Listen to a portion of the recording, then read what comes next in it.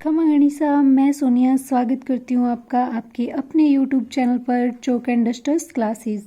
तो फ्रेंड्स, हम कल आरटी 2011 पढ़ रहे थे, उसके 4 अध्याय हमने कंप्लीट कर लिए थे। आज हम 5वें से शुरू करेंगे और मैं रिपीट नहीं करने वाली। रिपीट करने से वीडियो लंबी हो जाएगी और मुझे आपका टाइम ख़राब करने में कोई मज़ा नहीं आने वाला। तो मैं 5 से लेके नेक्स्ट जितनी भी धाराओं के बारे में हम बात करेंगे उसी हिसाब से मैं यहाँ से चलने वाली हूँ।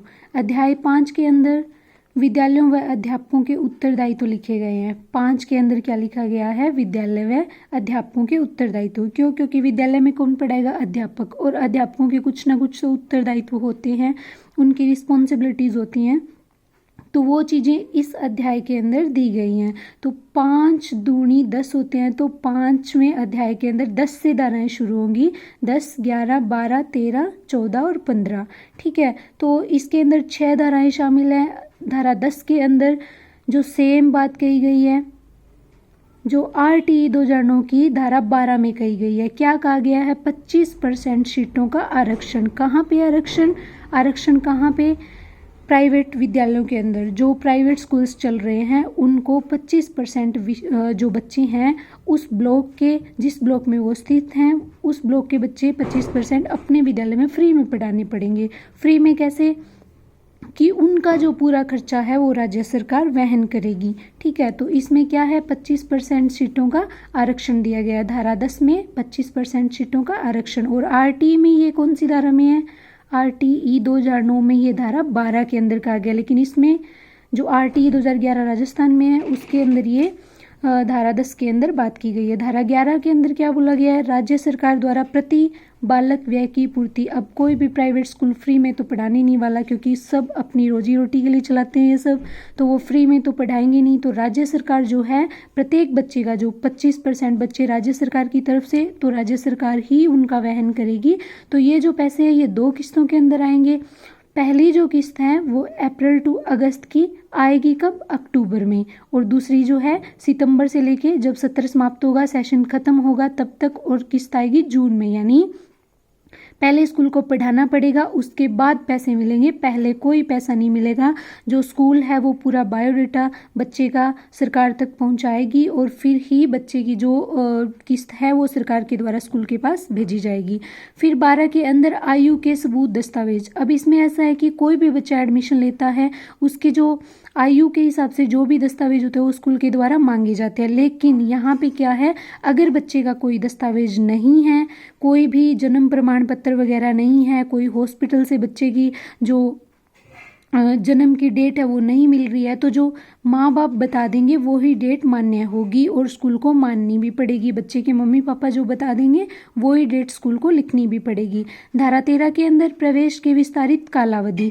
इसके अंदर क्या है?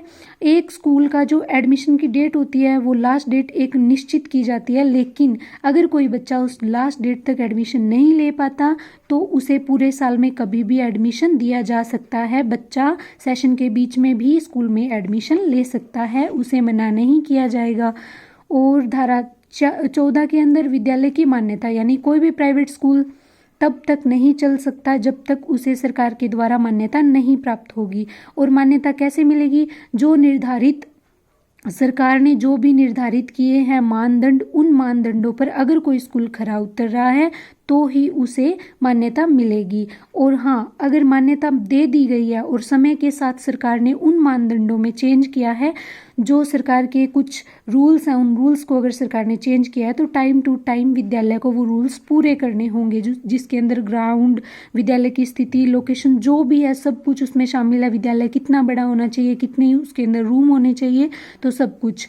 अगर धारा 15 में वही बात की, अगर वो मानदंड पूरे नहीं करता तो मान्यता वापस ले ली जाएगी।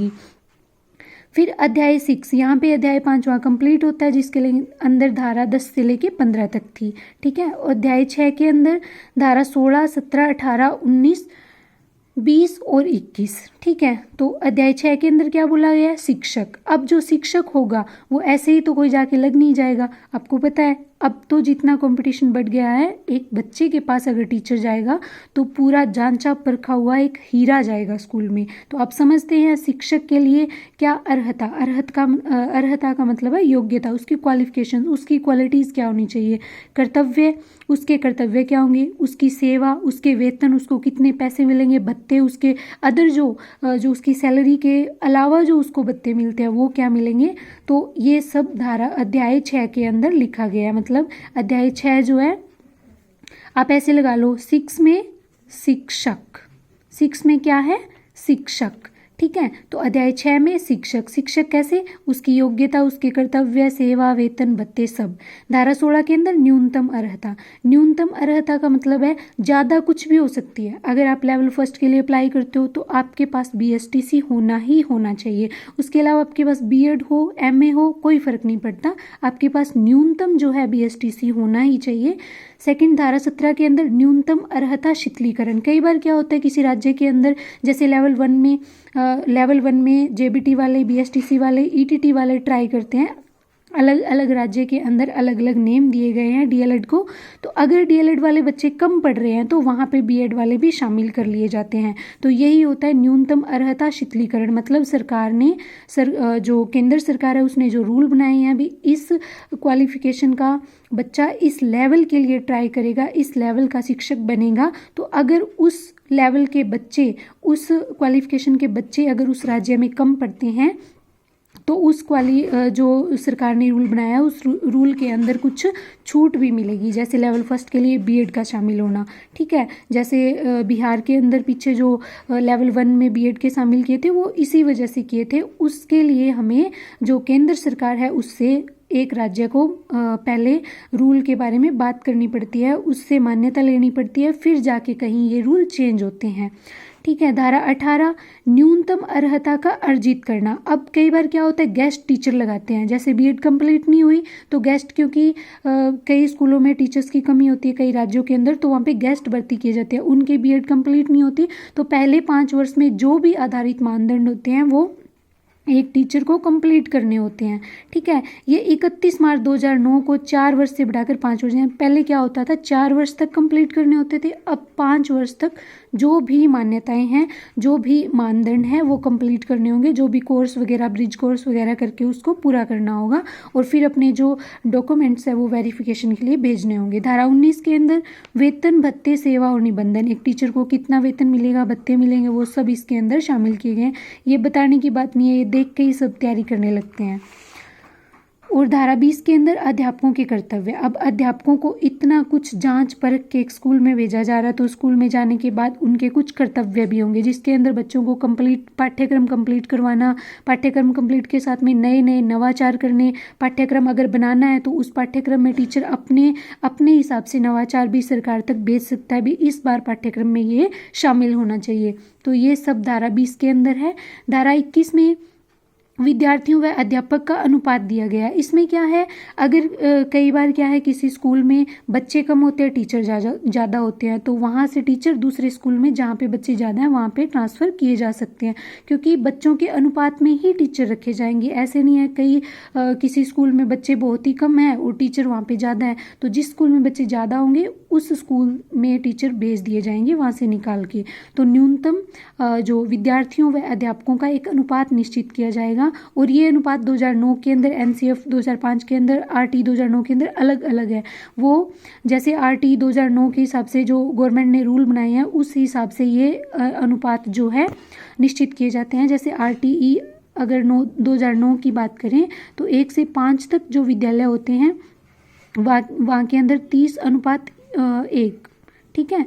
और अगर 200 से ज़्यादा बच्चे हो जाते हैं तो 40:1 और 6 से 8 तक का जो कहा गया है वो 35:1, यानी 35 बच्चों पे एक टीचर होगा और इधर 30 बच्चों पे एक होगा। अगर 200 से ज़्यादा प्राइमरी स्कूल में बच्चे होते हैं तो 40 बच्चों पे एक टीचर होगा, ठीक है। और ये RT 2009 में बोला गया, इसी हिसाब से इसमें रूल बने होते हैं। तो ये हमारे धारा 21 तक हमने 2 अध्याय, जो बड़े बड़े अध्याय थे, मोस्टली जो सबसे बड़े हैं RT 2011 के अंदर, वो आज हमने कंप्लीट कर लिए। नेक्स्ट जो है अब हमारा 7वां, 8वां, 9वां और 10वां, उसके अंदर बिल्कुल थोड़ी सी धाराएं हैं, वो हम कल कंप्लीट कर लेंगे। 22 से लेके 29 तक की धाराएं। तो ज़्यादा वीडियो लंबी ना करते हुए मैंने आपको ये इम्पोर्टेंट और शॉर्ट वीडियो के माध्यम से कई सारी जानकारियाँ दे दी है। आपको अच्छा लगे तो शेयर कीजिए। और हाँ, ये जो वीडियो है केवल और केवल रीड के विद्यार्थियों के लिए, वो चाहे लेवल 1 का हो और चाहे लेवल 2 का, उनके लिए काम का है। अदर स्टेट के अंदर इसकी कोई वैल्यू नहीं रहेगी। क्यों? क्योंकि अदर स्टेट में ये काम नहीं आने वाला, ये ओनली राजस्थान का है। अदर स्टेट के लिए अगर आप तैयारी कर रहे हो तो आपको सिर्फ और सिर्फ जो सेंट्रल गवर्नमेंट का RT 2009 बना था वो ही पढ़ना है। ये सिर्फ और सिर्फ राजस्थान के संदर्भ में है। तो वीडियो शेयर कीजिए, लाइक कीजिए एंड कल इसका रिमेनिंग टॉपिक पढ़ेंगे। एंड मैं शैक्षिक परिदृश्य जो पूरा करवाने वाली हूँ आपको धीरे धीरे शॉर्ट वीडियो के माध्यम से। Thank you so much.